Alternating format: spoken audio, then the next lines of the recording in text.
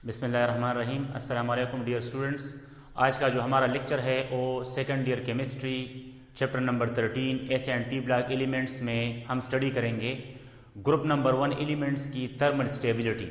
तो टॉपिक का नाम है effect of heat on nitrates, carbonates and bicarbonates, on effect of heat on carbonates, bicarbonates and nitrates.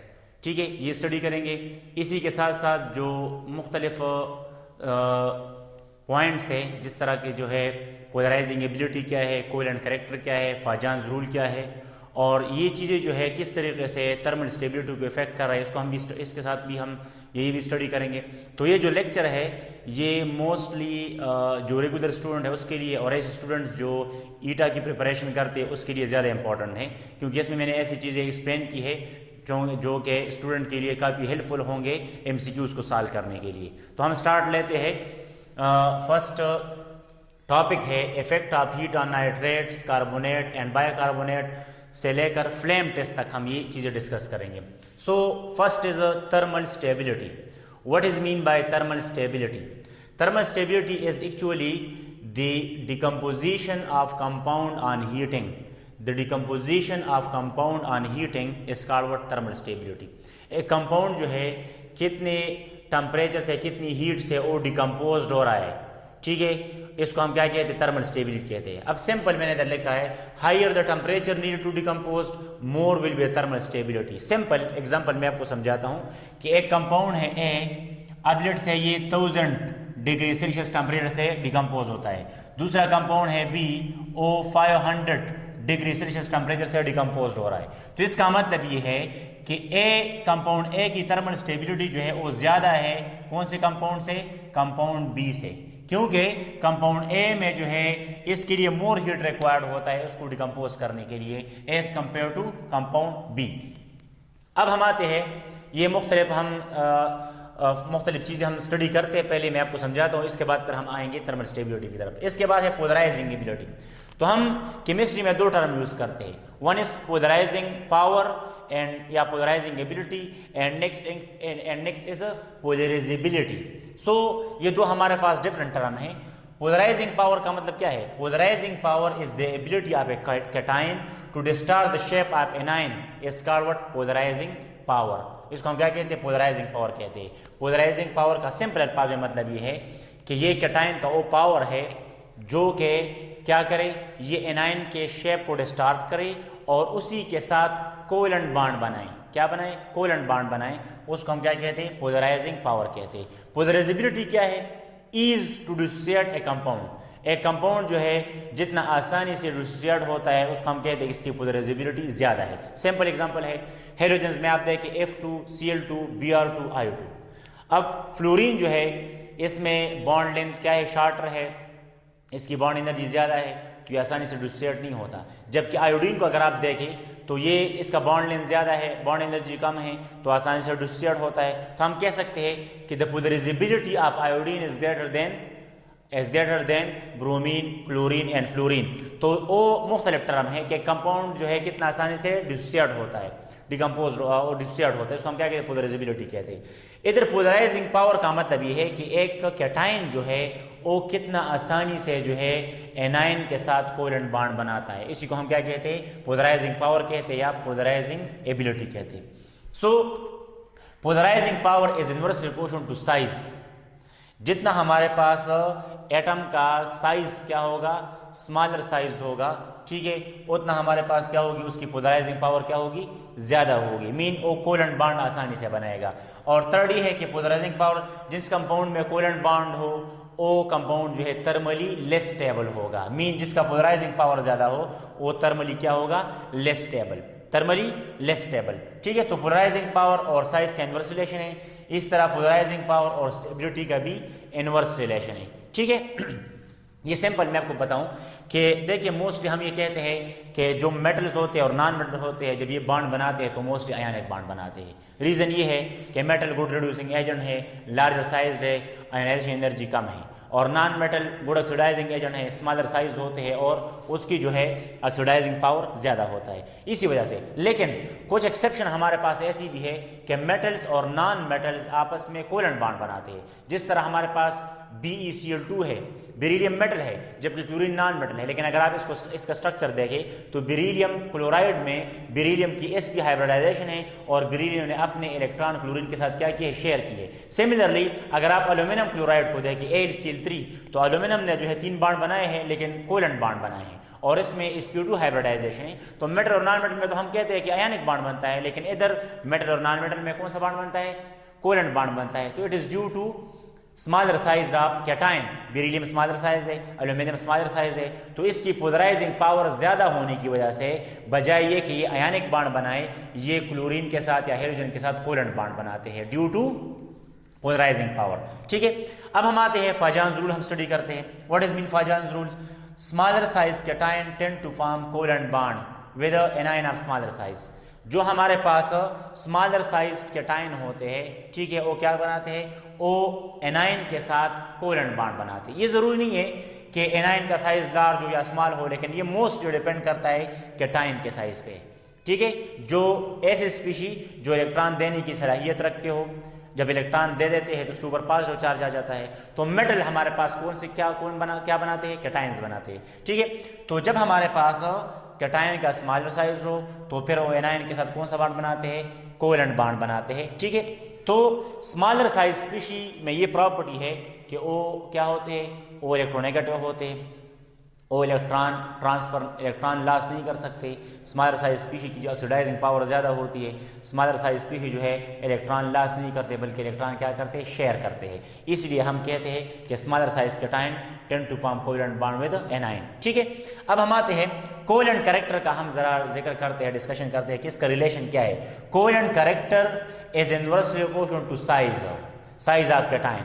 जितना हमारे पास कैटायन का साइज स्मॉल होगा उतना जो है इसके अंदर कोवेलेंट कैरेक्टर ज़्यादा होगा। तो सिंपल देखो, मैं आपको एग्जांपल देता हूँ। बेरिलियम क्लोराइड है BeCl2, दूसरा है मैग्नीशियम क्लोराइड, ठीक है, फिर कैल्शियम क्लोराइड। ये 3 कंपाउंड मैंने आपको बताए। बेरिलियम का साइज स्मॉल है तो उसमें पोलराइजिंग पावर ज़्यादा होने की वजह से वो क्लोरीन के साथ कोवेलेंट बनाते हैं। अब इसी ग्रुप का दूसरा मेंबर मैग्नीशियम को अगर आप स्टडी करें तो मैग्नीशियम जो है ये क्लोरीन के साथ आयनिक बॉन्ड बनाते हैं, फिर कैल्शियम भी आयनिक बॉन्ड बनाते हैं क्लोरीन के साथ, तो उसका साइज लार्ज है तो वो कोवेलेंट बॉन्ड नहीं बना सकता। ठीक है, तो ये एग्जाम्पल के साथ मैंने आपको क्लियर कर दिया कि covalent character is inversely proportional to size. ठीक है, and covalent character is directly proportional to charge on cation. Charge on cation, जितना कैटायन के ऊपर चार्ज ज़्यादा होगा उतना जो है डेफिनेटली उसका साइज स्मॉल होगा। ठीक है, कैटायन के ऊपर पॉजिटिव चार्ज होता है, पॉजिटिव चार्ज आने से साइज में डिक्रीज आता है, इलेक्ट्रोनेगेटिविटी में इंक्रीज आती है, ऑक्सीडाइजिंग पावर में इंक्रीज आता है, रिड्यूसिंग पावर में डिक्रीज आता है। ठीक है, तो covalent character is inversely proportional to size and directly proportional to charge on cation. अब हम आते हैं कोवेलेंट कैरेक्टर का और भी रिलेशन है। जिन कंपाउंड में कोवेलेंट कैरेक्टर ज्यादा हो तो डेफिनेटली IC आयनिक कैरेक्टर क्या होगा, कम होगा। Covalent character is inversely proportional to ionic character. अब डेफिनेटली जिसमें आयनिक कैरेक्टर ज्यादा हो, electrostatic force of attraction mean ज्यादा हो, तो उसकी लेटेस्ट एनर्जी क्या होगी, ज्यादा होगी। तो जिसका कोवेलेंट कैरेक्टर ज्यादा हो उसकी लेटेस्ट एनर्जी क्या होगी, कम होगी।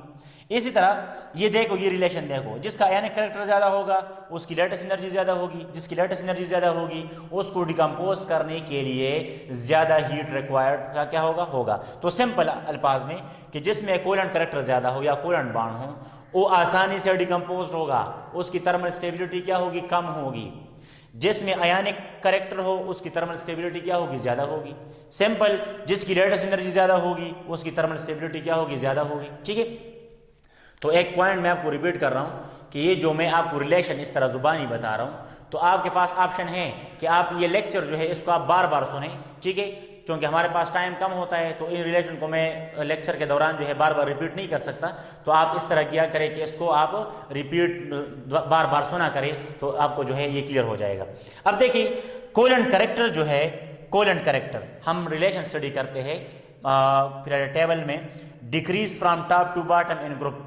अब देखिए, हमारे पास लिथियम के कंपाउंड है, सोडियम के है, पोटेशियम के है, रुबिडियम के है, सीजियम के।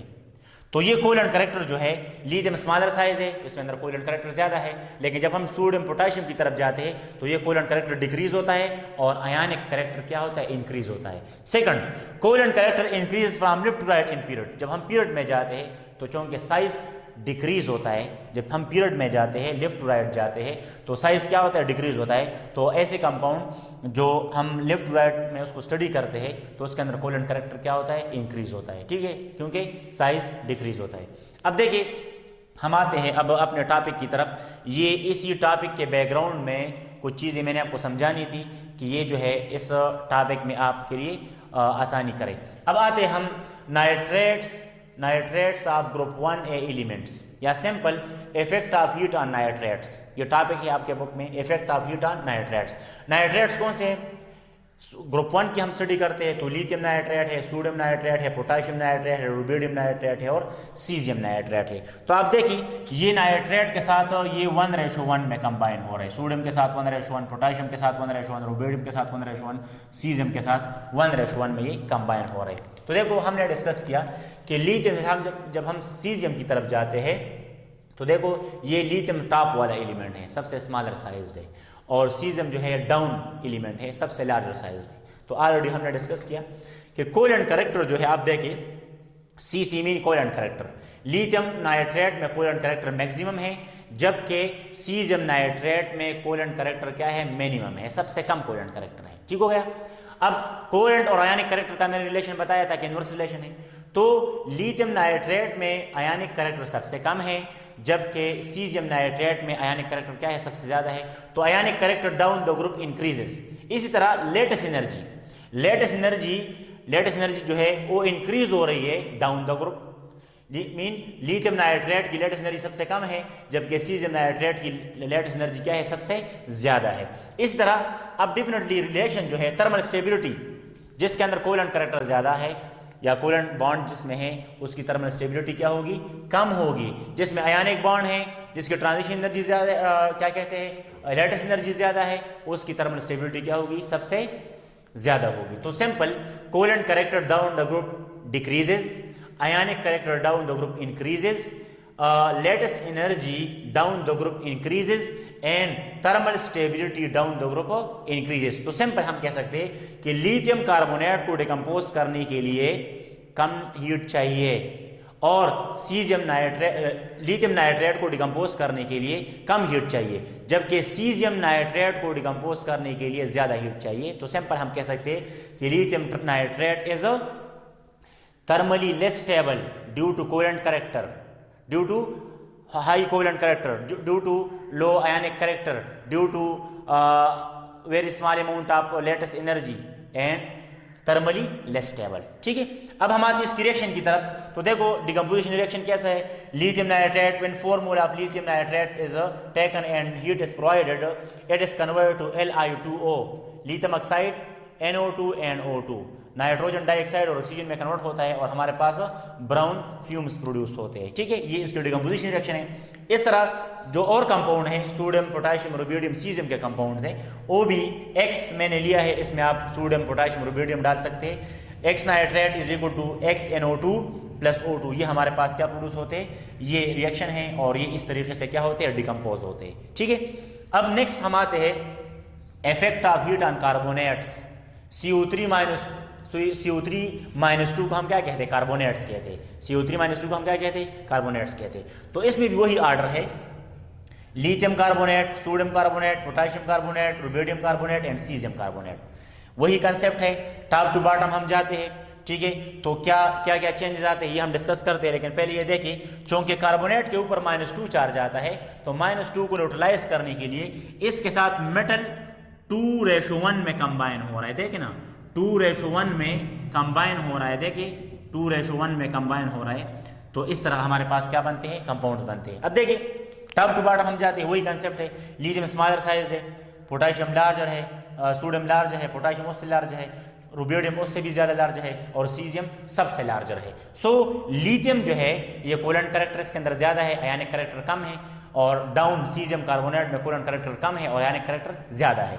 सो कोवेलेंट करेक्टर जो है इट इज डिक्रीजेस, ये डिक्रीजिंग ऑर्डर मैंने लगाया है, it is decreases down the group, ionic character increases down the group, lattice energy increases down the group, and thermal stability also increases down the group. तो देखो ionic character, lattice energy और thermal stability का आपस में direct relation है, और covalent character के साथ क्या रिलेशन है, इनवर्स रिलेशन है, ठीक है। सो ये आपके पास जो है आपको इस तरह के एमसीक्यूज भी बन सकते हैं, आपको ऑर्डर दिया जाता है, तो देखो कोवेलेंट कैरेक्टर का ऑर्डर भी मैंने आपको दिया, ये राइट ऑप्शन है। आयनिक कैरेक्टर का ऑर्डर दिया, this is right option. Latest energy का कंसेप्ट दिया, ऑर्डर दिया, राइट ऑप्शन है। जो है थर्मल स्टेबिलिटी, ये राइट ऑप्शन है, ठीक है। इसके बाद लिथियम जो हमारे पास कार्बोनेट्स है, कार्बोनेट्स वो किस तरीके से डिकम्पोज हो रहे हैं, तो देखो ये रिएक्शन है Li2CO3, Li2CO3 goes to Li2O plus CO2, हमारे पास कार्बन डाइऑक्साइड प्रोड्यूस होते हैं, और बाकी कंपाउंड जो है उसके लिए बहुत ज़्यादा हीट रिक्वायर्ड होता है उसको डिकम्पोज करने के लिए। तो ये मैंने रिएक्शन बता दिया, decomposition of carbonates on heating. अब हम आते हैं इसी टॉपिक का जो थर्ड पॉइंट है, effect of heat on bicarbonates. Bicarbonates हम किस तरह लिखते हैं, HCO3-1, इसको हम क्या कहते हैं, बाइकार्बोनेट्स कहते हैं। कार्बनिक एसिड से जब हम एक हाइड्रोजन को रिमूव करते हैं, या कार्बनिक एसिड में जब एक हाइड्रोजन को कोई मेटल रिप्लेस कर लेता है, तो इसको हम क्या कहते हैं, बाइकार्बोनेट कहते हैं। और HCO3 इसके ऊपर -1 चार्ज आता है, ठीक है। तो -1 चार्ज आने की वजह से ये मेटल के साथ 1:1 में कंबाइन हो रहे हैं। कौन से रेशो में, 1:1 में ये कंबाइन होते हैं, ठीक है, 1:1 में कंबाइन होते हैं। अब हम देखिए टॉप टू बॉटम जाते हैं, वही कंसेप्ट है। लिथियम स्मॉलर साइज है, मैक्सिमम कोवेलेंट कैरेक्टर है, और सीजियम लार्जर साइज है, मिनिमम कोवेलेंट कैरेक्टर है। तो देखो वही बात है, covalent character top to bottom decrease हो रहा है, देखिए डिक्रीजिंग ऑर्डर मैंने लगाया है, ये डिक्रीजिंग ऑर्डर है, देखिए डिक्रीजिंग ऑर्डर। इस तरह आयनिक कैरेक्टर जो है इसमें increasing order, latest energy increasing order, और ट्रांजिशन जो हमारे पास थर्मल स्टेबिलिटी है वो भी हमारे पास क्या है, इंक्रीजिंग ऑर्डर है, ठीक है। सो लेटेस्ट हम कह सकते हैं कि lithium bicarbonate is thermally less stable, while down the group cesium bicarbonate is thermally more stable due to reason lithium bicarbonate में कोवेलेंट कैरेक्टर ज्यादा है, आयनिक कैरेक्टर कम है, लेटेस्ट एनर्जी इसकी कम है, इसी वजह से थर्मली लेस स्टेबल है। सीजियम कार्बोनेट आयनिक कैरेक्टर ज्यादा है, मैक्सिमम है, कोवेलेंट कैरेक्टर कम है, नहीं है, और इसके अलावा जो है इसकी लेटेस्ट एनर्जी हाई है, तो थर्मल स्टेबिलिटी भी हाई है। अब डिकम्पोजिशन रिएक्शन इसका देखिए, लेट से हमने इसमें एक एग्जांपल लिया है, sodium bicarbonate goes to Na2CO3 plus CO2 plus H2O। ये इस तरीके से डिकम्पोज होगा और हमारे पास कार्बोनेट्स बनेंगे, कार्बन डाइऑक्साइड और वाटर हमारे पास प्रोडक्ट में प्रोड्यूस होंगे, ठीक है। अब हम आते हैं लेटेस्ट एनर्जी और सॉल्युबिलिटी की रिलेशन हम आपस में स्टडी कर रहे हैं, ठीक है। मतलब यही कि जो कंपाउंड है ग्रुप 1 एलिमेंट के नाइट्रेट, ग्रुप 1 एलिमेंट के कार्बोनेट और ग्रुप 1 एलिमेंट के बाइकार्बोनेट की सॉल्युबिलिटी क्या होगी वाटर में, ये जरा डिस्कस करते हैं। तो देखो lattice energy is inversely proportional to solubility in water, ठीक है। जिसकी लेटेस्ट एनर्जी ज़्यादा होगी, mean solute solute interaction strong है, तो उसको डिजॉल्व करने के लिए जो है इसकी सॉल्वेशन एनर्जी ज़्यादा रिक्वायर्ड होगी। तो simple lattice energy is inversely proportional to solubility. तो मैंने इधर इसके जो है पॉइंट्स लिखे हैं, solubility decreases from top to bottom, solubility decreases from top to bottom and lattice energy increase from top to bottom. जिस तरह हमारे पास सॉल्युबिलिटी क्या होती है, सॉल्युबिलिटी डिक्रीज होगी टॉप टू बॉटम, इसलिए as lattice energy increases from top to bottom.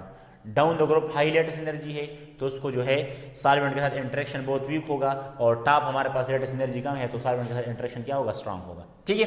तो ये मैंने सॉल्युबिलिटी ऑर्डर भी लिखा है, अगर एमसीक्यूज आ जाए तो आप इसको इस तरीके से सॉल्व कर सकते हैं। लिथियम नाइट्रेट की सॉल्युबिलिटी ज़्यादा है as compare to sodium nitrate, potassium nitrate, rubidium nitrate and caesium nitrate. Similarly lithium carbonate, sodium carbonate, potassium, rubidium, caesium carbonate, lithium bicarbonate, sodium bicarbonate, potassium bicarbonate, rubidium bicarbonate and caesium bicarbonate. तो down the group जो है solubility क्या हो रही है, decrease हो रही है, इसलिए कि लेटेस्ट एनर्जी इंक्रीज हो रही है, ठीक है। अब हम आते हैं एक पॉइंट हम स्टडी करते हैं, इसमें हमने ग्रुप 1 एलिमेंट्स को या उसके कंपाउंड्स को ग्रुप 2 एलिमेंट्स के कंपाउंड के साथ कंपेयर करना है कि ग्रुप 1 एलिमेंट के नाइट्रेट और ग्रुप 2 एलिमेंट के नाइट्रेट, ग्रुप 1 एलिमेंट के कार्बोनेट, ग्रुप 2 एलिमेंट के कार्बोनेट और ग्रुप 1 एलिमेंट के बाइकार्बोनेट, ग्रुप 2 एलिमेंट के बाइकार्बोनेट को जरा कंपेयर करते हैं कि क्या होता है। देखो thermal stability of group, thermal stability of group 1A except lithium compounds is greater than group 2A element, ठीक है। थर्मल स्टेबिलिटी ग्रुप 1 की ग्रुप 2 से ज़्यादा है। क्यों? देखिए ग्रुप 1 एलिमेंट जो है वो लार्जर साइज है, ग्रुप 2 एलिमेंट जो है वो क्या है, स्मॉलर साइज है। तो डेफिनेटली लार्जर साइज के अंदर आयनिक करेक्टर ज़्यादा होता है, कोवेलेंट करेक्टर कम होता है और लेटेस्ट एनर्जी उसकी हाई होती है। इसी वजह से ग्रुप 1 एलिमेंट के कंपाउंड ग्रुप 2 एलिमेंट के मुकाबले में मोर थर्मली स्टेबल है, मोर थर्मली स्टेबल है। सॉल्युबिलिटी के बेस पे भी आप देख सकते हैं, ठीक है। सॉल्युबिलिटी का कंसेप्ट भी इसमें देख सकते हैं। देखो ये मैंने लिखा है, चूंकि कोवेलेंट करेक्टर ग्रुप 1 एलिमेंट में कम है, ग्रुप 2 एलिमेंट में ज़्यादा है। आयनिक करेक्टर ग्रुप 1 एलिमेंट में ज़्यादा है लार्ज साइज की वजह से, ग्रुप 2 एलिमेंट में कम है। और थर्मल स्टेबिलिटी ग्रुप 1 की ज़्यादा है एज कम्पेयर टू ग्रुप 2, ठीक है। अब हम आते हैं नेक्स्ट जो टॉपिक है, फ्लेम टेस्ट। फ्लेम टेस्ट क्या टेस्ट है? Simple as the name indicate flame. इसमें हम फ्लेम यूज़ करते हैं और जो हमारे पास एक अननोन कंपाउंड होता है, ठीक है, उसी के अंदर या अननोन मेटल होता है, उसको मुख्तलिफ कर से हम क्या करते हैं, डिटेक्ट करते हैं, ठीक है। तो फ्लेम जो है, फ्लेम टेस्ट, सबसे पहले आपको पता होना चाहिए कि this is an analytical procedure used in chemistry. This is an analytical procedure used in chemistry. ये एक एनालिटिकल प्रोसीजर है, हम इसको केमिस्ट्री में यूज़ करते हैं। अब एनालिटिकल प्रोसीजर तो है, लेकिन ये कौन सा एनालिसिस है? This is actually qualitative analysis. ये क्या है? Qualitative analysis. क्वांटिटी हम मेजर नहीं करते, जिस तरह हम टाइट्रेशन में मेजर करते हैं, जिस तरह हम मोलरिटी वगैरह में मेजर करते हैं। तो इधर हमारे पास चूंकि हम अननोन सब्सटेंस को, अननोन मेटल को डिटेक्ट करते हैं, फाइंड आउट करते हैं, तो इसी वजह से ये क्या है, क्वालिटेटिव एनालिसिस है, ठीक है। Detect the presence of certain element, specially metals. इसमें हम मेटल्स को स्टडी करते हैं। अब मेटल जो है अगर एटॉमिक फॉर्म में है, हमें पता नहीं है कि ये कौन सा मेटल है, तो फिर भी हम इसको स्टडी कर सकते हैं। अगर कोई मेटल जो है कंबाइंड स्टेट में है, कंपाउंड के फॉर्म में है, तो फिर भी हम इसको फ्लेम टेस्ट के जरिए से फाइंड आउट कर सकते हैं, ठीक है।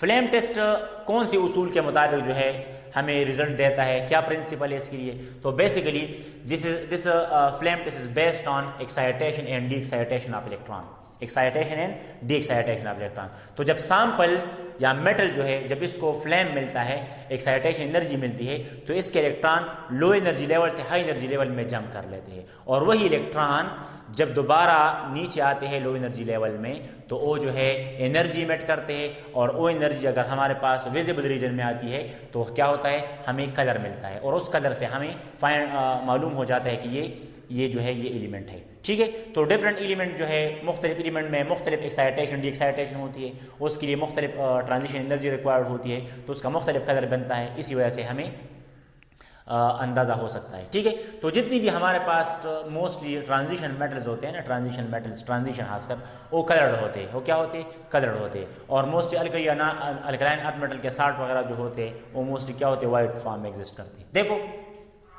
Each element has characteristic emission spectra. ये जो हमारे पास स्पेक्ट्रा बनता है, चूँकि रेडिएशन जो एनर्जी इलेक्ट्रॉन ने एब्जॉर्ब की है, वही दोबारा वो क्या करता है, एमिट करता है, तो हमारे पास जो स्पेक्ट्रा बनता है, दैट इज एमिशन स्पेक्ट्रा। अब हम इसके प्रोसीजर स्टडी करते हैं। सैंपल लेते हैं, जिस सैंपल में अननोन मेटल हो, जिस सैंपल में अननोन मेटल हो, जिसको हमने फाइंड करना है, प्लेटिनम वायर लेते हैं या निक्रोम वायर लेते हैं, एक वायर लेते हैं और उसके ऊपर जो है हमने सैंपल को पेस्ट करना है। फिर HCl लेते हैं, कंसनट्रेट HCl, और सबसे पहले ये करते हैं ना कि उसको इम्प्योरिटी को रिमूव करने के लिए हम क्या लेते हैं, HCl लेते हैं, ठीक है। सिंपल तरीका मैं आपको समझाता हूँ कि हम एक निक्रोम वायर या प्लेटिनम वायर लेते हैं, सबसे पहले इसको कंसनट्रेट HCl से क्या करते हैं, इसकी इम्प्योरिटी अगर कोई प्रीवियस इनलेट इसके ऊपर चिपका है तो उसको साफ कर लेते हैं, ठीक है। फिर सैंपल को लेते हैं और उसको कंसनट्रेट HCl के साथ मिक्स करते हैं, इसकी एक स्लरी बनाते हैं, एक पेस्ट बनाते हैं। उस पेस्ट को हम लगाते हैं किसके ऊपर, उसी निक्रोम वायर के ऊपर, और इसको फ्लेम के ऊपर रखते हैं, और फ्लेम के बाद जो है हमारे पास मुख्तलिफ कलर बनता है। उस कलर को हम टेबल के साथ, लिटरेचर के साथ मैच करते हैं, हमें अंदाजा हो जाता है कि ये फलाना कलर है, ठीक है। तो इधर मैंने लिखा है कि सैंपल को HCl के साथ, कंसनट्रेट HCl के साथ मिक्स करते हैं, इसका पेस्ट बनाते हैं, पेस्ट को वायर के ऊपर लगाते हैं और उसको जो है बंसन फ्लेम के ऊपर रखते हैं, और हमारे पास मुख्तलिफ एमिशन स्पेक्ट्रा बनता है, और वो क्या होता है, that is the characteristic emission spectra of metal, ठीक है। ये डायग्रामेटिकली देखें, सैंपल और कंसनट्रेटेड HCl को हम एक कंटेनर में रखते हैं, इसका पेस्ट बनाते हैं, खूब उसको जो है हम इसको स्टर करते हैं, फिर निक्रोम एक प्लेटिनम वायर लेते हैं, उसी के ऊपर ये फेस लगाते हैं, इसको बंसन फ्लेम के ऊपर रख के हमारे पास मुख्तलिफ कलर के हमारे पास एक स्पेसिफिक कलर बन जाता है, और उससे हमें अंदाज़ा होता है कि ये मेटल है, ठीक है। तो ये फ्लेम टेस्ट मुख्तलिफ एलिमेंट का किया गया है। लिथियम जो है आपको रेड कलर देता है, सोडियम येलो कलर देता है, पोटाशियम लिलिक कलर देता है, इस तरह रुबिडियम रेड कलर देता है, और सीजियम जो हमारे पास ब्लू वायलेट कलर प्रोड्यूस करता है। ठीक है, तो इस तरह ये तरतीब वाइज फ्लेम टेस्ट क्या है, ये कौन सा इसकी प्रोसीजर क्या है, इसकी प्रिंसिपल क्या है और इसमें एग्जाम्पल क्या है और इसके लिए क्या रिक्वायरमेंट्स है, तो this all about flame test. ठीक है, तो स्टूडेंट्स ये लेक्चर उम्मीद है आपको इस लेक्चर की समझ आई होगी। ये लेक्चर जो है थोड़ा ट्रिकी है, इसके अंदर पॉइंट ज़्यादा है, तो आप जो है जिस तरह मैंने ये लेक्चर डिलीवर किया है इस तरह आप स्टार्ट से लेकर एंड तक इसको आप स्टडी करें, इसको बार बार रिपीट करें तो आपको आसानी से समझ आ जाएगी। और इसके अलावा जो है ये लेक्चर जब आप स्टडी करते हैं तो आप लोगों ने ये असाइनमेंट करना है कि जो एक्सरसाइज में शॉर्ट क्वेश्चन नंबर 3 है और शॉर्ट क्वेश्चन नंबर 8 है वो इसी टॉपिक के साथ रिलेटेड है, इसको आपने सॉल्व करना है। Thank you very much.